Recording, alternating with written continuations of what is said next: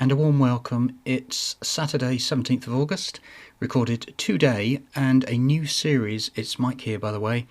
Google Earth 3D imagery in England, Scotland, Wales, Northern Ireland and Ireland. I'm designing this particularly for children and parents, students of geography, who may be in the UK and maybe not in the UK, or they may wish to visit. The resources I'm drawing from: Earth Google, on the web, Earth Pro and google.com Earth Studio. This is 17th of August today. It is version 1 and this is part 1 of 2 for the UK and Ireland. So let's get cracking, shall we? And by the way of an introduction, this is me, that I wrote down a couple of thoughts yesterday where I've actually said I'm going to try and read this word for word and take it steady in this video, and that is, having made these slides in the last few days, it's actually changed me as a person in the way I look and feel about the UK. That's actually true. That's why I've written it and why I believe it. Even though 3D is a small part of the overall map's coverage, which I'm going to demonstrate, it's enough to show the diversity around England, Scotland, Ireland and Wales. Much of the imagery is just breathtaking, and I will demonstrate that. Now, there are 30 screens in part 1, which is this video, and 43 screens in part 2, which I'll record after this. And what started as a personal project for me, which is, would this be useful, is now quite invaluable actually, because I've learned so much about it. So let's get started on the proper introduction, and that is that if you're on the web, on a desktop, you can view Google 3D imagery on Google Maps, on Earth/web, on Earth Pro, which is a free downloadable program. I use that a ton, and of course the brand new Earth Studio. So those are just 4 parts on the web. You can go on apps as well. So if you're brand new to this and keen to learn 2D or 3D, so let's have a look at this. If you take true 3D imagery, what Google do is they fly a plane up and down, a bit like ploughing a field. Tons of computers on board, usually with about 5 cameras, and they start to produce this mesh, and it's called photogrammetry. And then after the mesh is done, they lay the imagery on and it becomes 3D and rotatable. So as an example to that, with 3D photogrammetry, and you'll see why I put the hard deck colour, shall we say, on Mount Snowdon in Wales, is that when you go up top, you get some quite incredible 3D imagery, and I'll show you what I mean to that. So what it actually means is that if you get a 3D picture, and this is Mount Snowdon at the very top where the railway comes into the visitor centre and cafe, and you've got some little steps up there, and you can come in, and I've just put in a colour in the background to show the pinnacle, the very top, I think with a triangulation point on top there, and you can see that it's quite nice 3D. This is a 2D. Can you say that the same place is very flat? So moving on to another place in Wales, this is a 2D image of, again, I don't know what this is, but it's just a place, and you can see it's very flat. And then if you come into a 3D, you're almost up to photorealism, and this is Llanberis railway line by the look of it in Wales again. And you can also see this is a power station, I think it's called Electric Mountain or something. That's 3D. So in Google Earth Studio, there are 3 map styles that I just want to demonstrate. This is a 3D area of Athlone in Ireland, and you can see clearly, I hope, that available 3D cities are with these little push pins, and that makes it quite difficult actually to spot. In this example, there is a big area here which stands out. The saturation, the colours are pretty excellent, and that is the 3D area, and this map style is called clean. If you go into exploration, you'll see that there is a road added and a couple more bits of information. Just go back, look, so there's no river there, there's no road, there's nothing on it. You go down to exploration and you've got some, as I say, roads and things, and then you come up to some more roads, which is everything. Sometimes that's a bit cluttered, and I'm going to use in these examples exploration, which gives you a road and maybe just a couple of labels there just to get a sense of what is going on. So that's where we are so far. So then, what I do want to say here is that when we start looking at satellite imagery, there is tons of green and blue. Usually when you're on land, loads of green. And what I want to be respectful of, quite honestly, is that these are real places with real people and real lives. It's very difficult when you start whizzing around the maps and everything to actually think that they're just like, some kind of Lego scenery. It actually isn't. And I'm going to give you an example there, just to try and almost like put a tangible onto an intangible. And this line down here is pointing to the easternmost tip of Kent in the UK, which comes into Ramsgate and Margate. And this is the bit where I say about real people and real lives, because you can start looking at it and go, right, what's there? And oh, not much there. And you're off looking for somewhere else. Of course, if you had to do a study, then it would be slightly different in that you'd come in and you'd say, right, okay, I've got this lovely picture here of, which one is that? I think that's Ramsgate. And was it Margate? Don't know. I'll soon know by going to the other one. That's Margate Harbour. This comes down to Ramsgate, which you can start looking at all the boating and the individual people who run these, like shops, cafes, maybe a fishing business, look. And then you come down. I want to draw your attention to, which is quite a magical thing really when it actually starts to work, is that the parade is along here and then you've got a square there. And again, another technique, of course, is to switch over to Google Street View, and you can see one year there's not a soul about, maybe a couple of people standing by the traffic light over there, and that's it. And then you whiz through to real people and real lives, and there's a bunch of ladies there looking very excited. Maybe this gentleman is coming out, who knows, to give them some tea and coffee and a piece of cake. And then we can move on. We can say that there is a ton of work to be done to understand all of this area.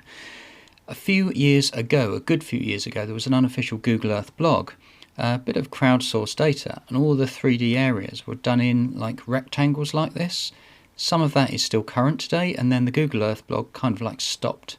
So what I'm trying to get to right now is a survey for myself, and that's why it says made by Mike.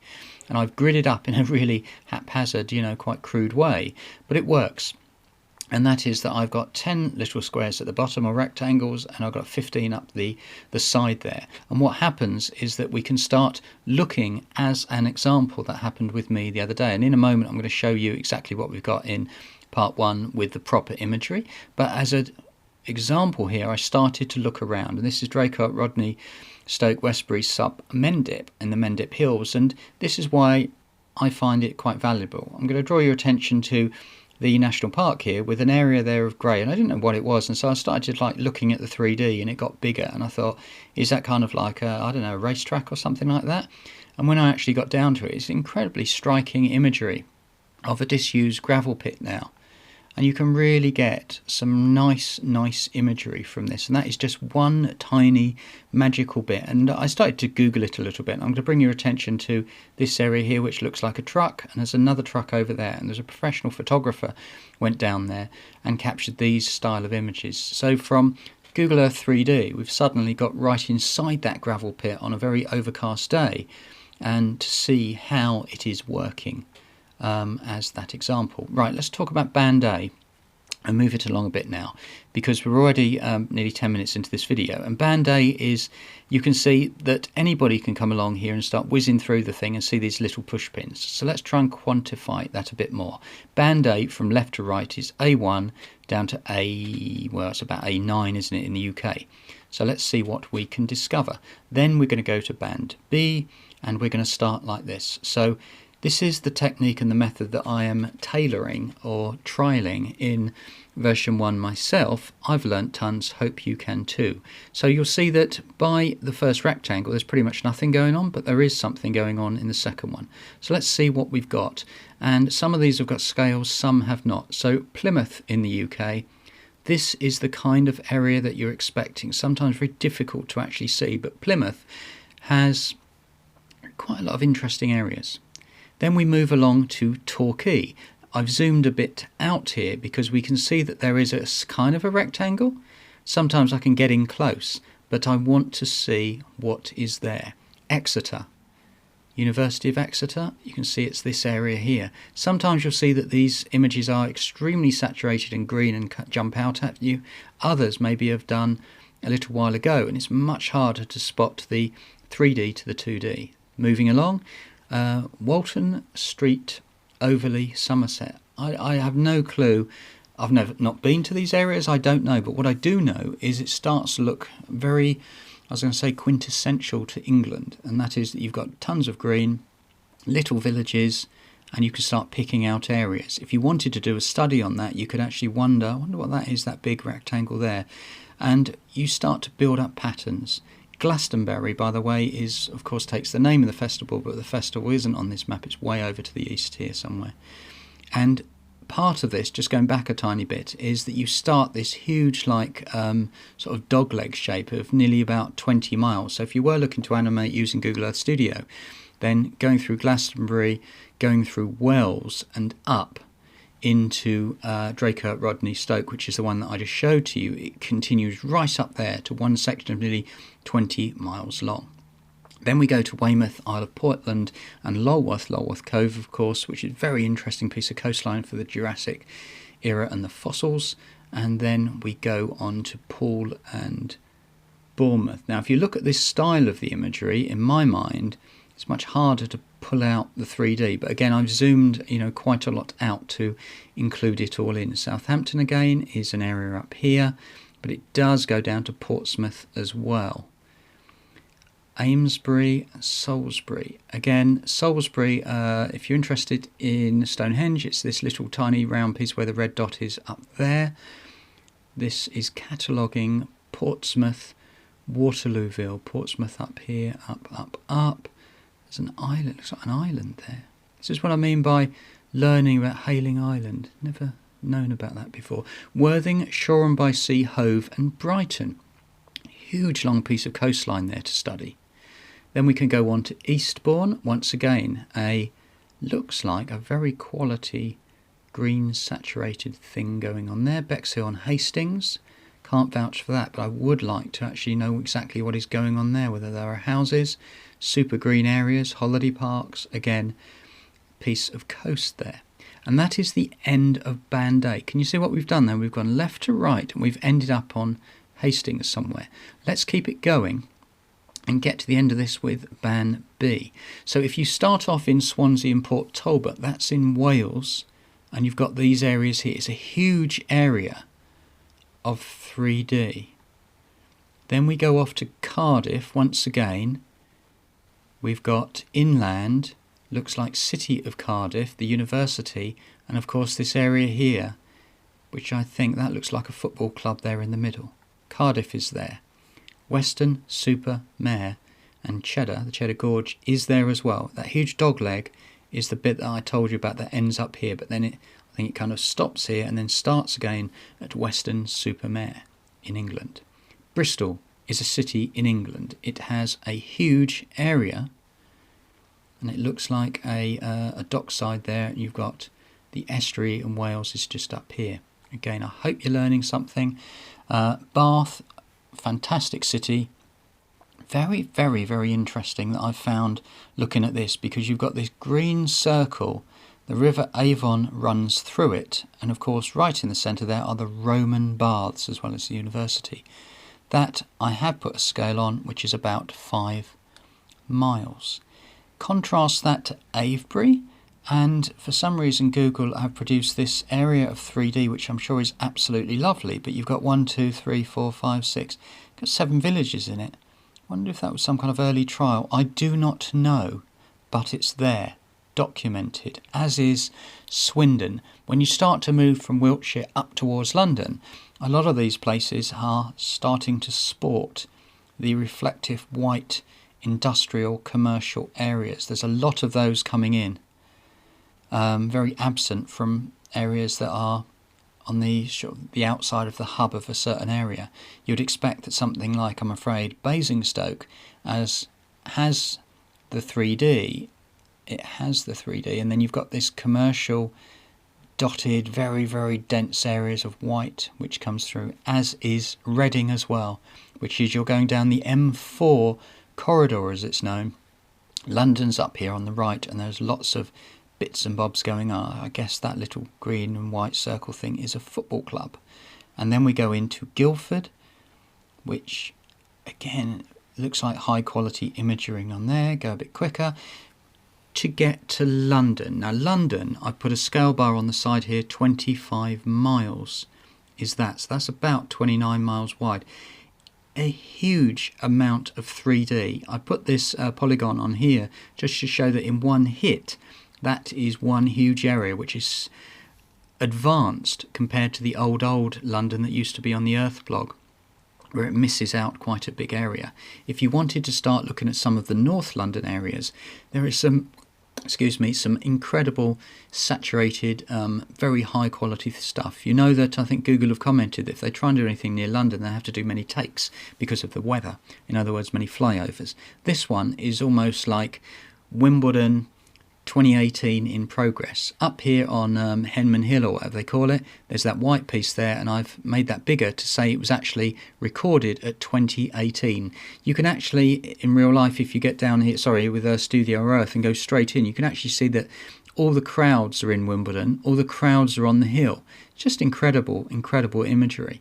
You can even see the umpire's shadow sitting on the chair. That's what I just wanted to demonstrate, some of this, the way that it goes from, say, Wimbledon lawn tennis 2018, and then it just scoots over, and then for some reason Google have just stopped and gone into 2D on the right, 3D on the left. That's why I've put where 3D meets 2D. So then moving to the east and Kent again, we've got Rochester, Chatham, Aylesford and Maidstone, which is this area here.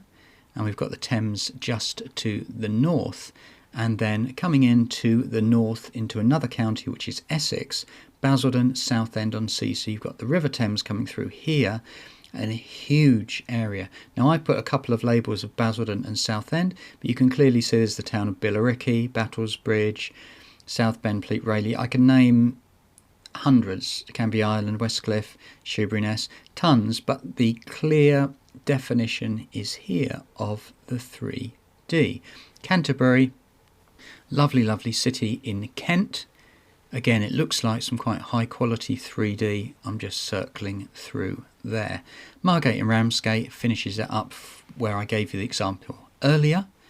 Margate at the top, and then Ramsgate at the bottom down here. And then we can say that that is band B, which is finished as a whistle stop tour, and that is just coming out of how much I've got to cover.